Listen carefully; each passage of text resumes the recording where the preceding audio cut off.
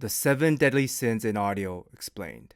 Number 1. Greed. Greed is defined by an excess selfish desire for more than one can need, and this is probably the biggest issue audiophiles are facing right now. We audiophiles tend to have an excess desire for just wanting more gear, collecting more IEMs, headphones, speakers, tips, DACs, cables. Like, I just spent over $500 on tips alone, and even though I am using that for educational purposes, it is still $500 spent on tips because I don't need all those tips. I don't need the newest hyped IEM. I don't need, or do I want to buy another mid Moondrop release even though it is for review purposes. And I certainly do not need a $200, $500 cable to pair with my quote unquote daily driver, which suggests there are multiple drivers or gear that I'm using. Because technically, as long as we have one working gear, headphone, speaker, IEM, we shouldn't have a reason to buy another one other than the fact that we are addicted, curious, and because it's fun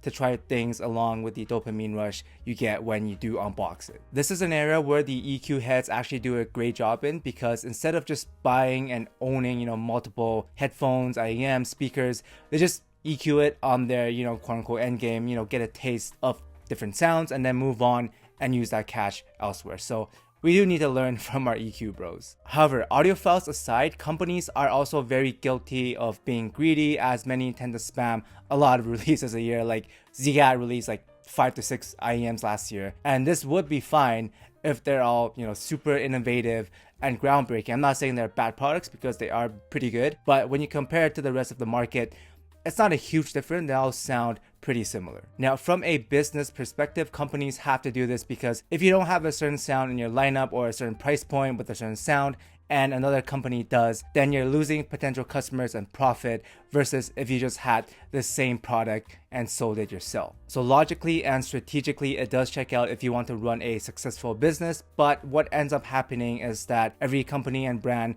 is thinking of the same thing. They're using the same game plan, so they all just end up releasing similar products to compete with one another in order to not lose customers to the other brands. And what ends up happening is this floods the market with the same shit, basically creating oversaturation, excess production of very similar sounding products, and also creates confusion for customers because they're trying to decide what to buy when everything is very, very similar. And of course, we can't forget about the boutique or the high-end brands upcharging their customers so they can generate more profit per unit, because instead of like scale selling more, they're now competing by trying to maximize their profit per product, which just means in most cases you're most likely overpaying for the same thing that you can get at a fraction of the cost, because remember, they're all still made in China. No matter how a company tries to brand themselves as a US brand, Malaysian brand, whatever, they're all coming from the same place, like Apple and Samsung making their phones in China. So yeah. Then lastly, we got the snake oil salesmen and the shills pushing $500, $1,000 cables, trying to get you to buy overpriced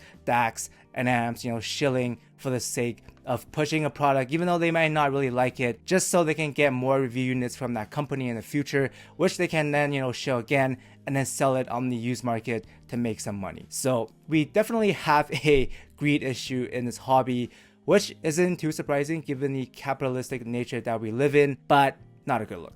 Number 2, gluttony. Gluttony is not only referring to eating a lot, but in general, it's an overconsumption, excess, overindulgence of a certain thing. And you can see how this relates very closely to the CHIFI cycle as a whole. For example, a lot of new releases are pumped out every month. They're then hyped up and pushed onto the consumers. And then many consumers buy into the hype, or, maybe they want to avoid FOMO or just want to spend more money. They want to collect stuff.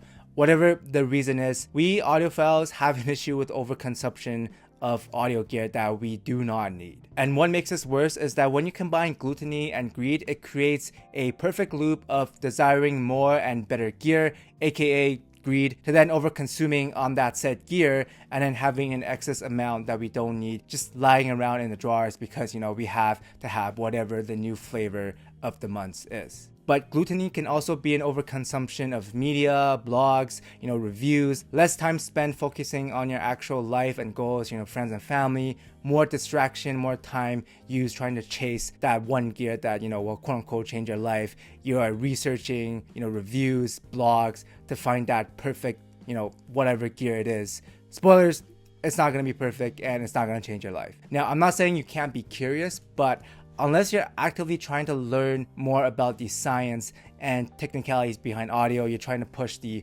industry forward, help the community, it's probably better to go touch some grass. Then lastly, on the industry and business side of things, there is an overconsumption of materials, labor, damaging the environment, all to produce things that we don't need, and then pushing the consumer to buy more or less the same thing, but rewrapped with a slight tweak, promising something quote unquote new every time to keep the cycle going, and together, gluttony and greed combined creates a very, very dangerous combo.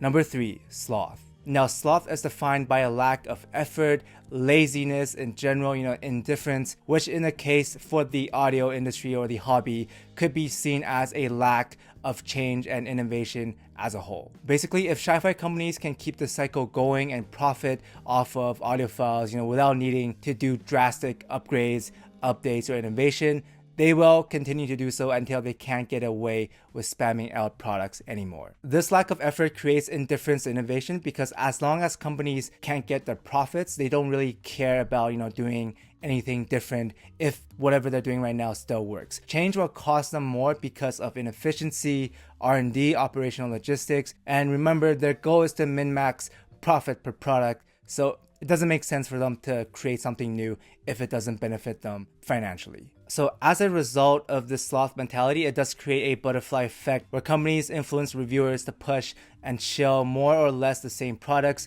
which leads to less critical reviews, less honesty, maintaining the status quo, and refraining or de-incentivizing any actions that would actually push the industry forward innovation-wise. And companies alone aren't solely responsible for this because consumers, us, audiophiles, we vote with our wallet and they listen to our actions and we incentivize them to keep the cycle going. So if we do want to see any real change and innovation, we also have to stop buying and supporting the hype and dropping cash every time a new gear comes out, unless of course the product actually warrants the hype.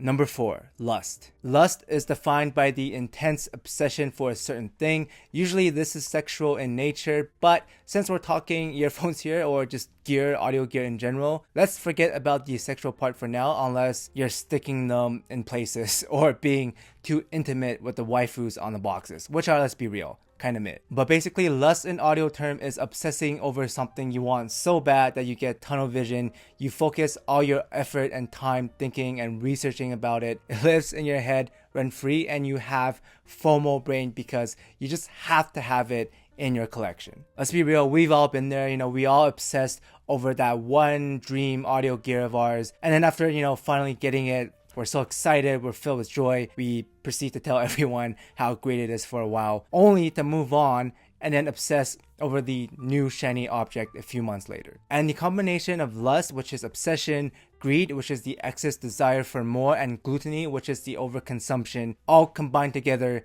is the reason why no one here is gonna be escaping the rabbit hole anytime soon. Number 5, envy. Envy is defined by the feeling of sorrow or resentment at another's success, talent, possessions, often wishing they didn't have it. And in this context, I would say this is more targeted towards, reviewers, influencers, or those who have the gear that you will never get and you're just hating on the person because you're mad that you don't have it, you can't get it, and they do. Like, I'll use myself as an example. A year ago, when my collab came out, the Estrella, some people were complaining and just hating on the fact that I wasn't quote unquote big enough to get my own collab, which I guess depends on how you look at the metrics. Those who were envious of my collab were wishing on my downfall because in their heads, if a small channel like me was able to get a collab, then that means they could have also probably achieved that sub count. But the fact that they didn't take action and they missed out, and I didn't, I put in the work and I came in with something different, it hurt their egos. And in order to deflect the pain,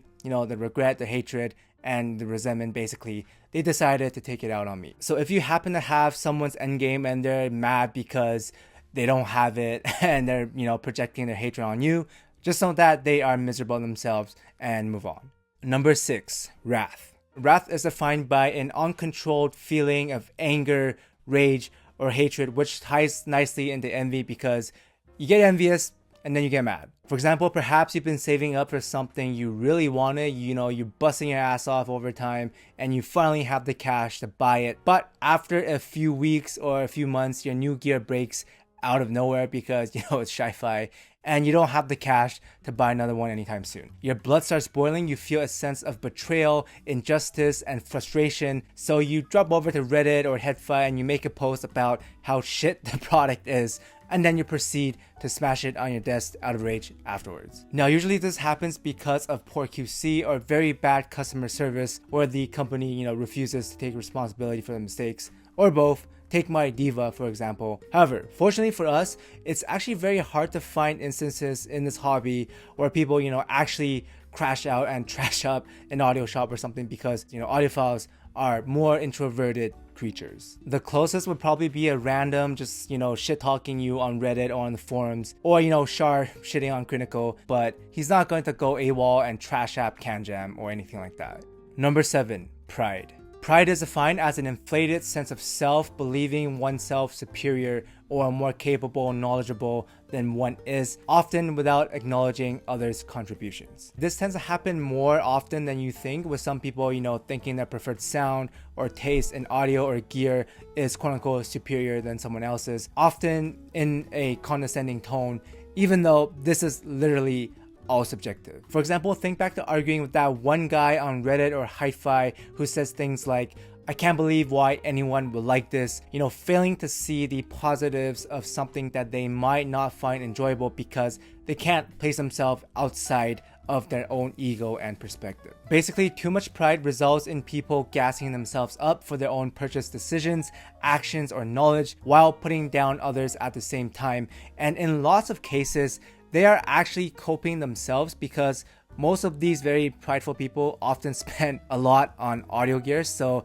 they're most likely coping because deep down they know that they got played and they overpaid for whatever the hell they bought. Luckily for us, this is only a small portion of the hobby, because most audiophiles that I know, that I talk to in my years of being here, are actually very welcoming and very helpful. And if you are new to the hobby and you had the unfortunate chance of running into an ass, just know that we all have had this encounter, myself included. This is an unavoidable canon event, so think of it as a rite of passage or a learning experience that you should definitely not pass on to anyone else. Remember, don't be an ass, help the community, and most importantly, enjoy the journey, enjoy the music.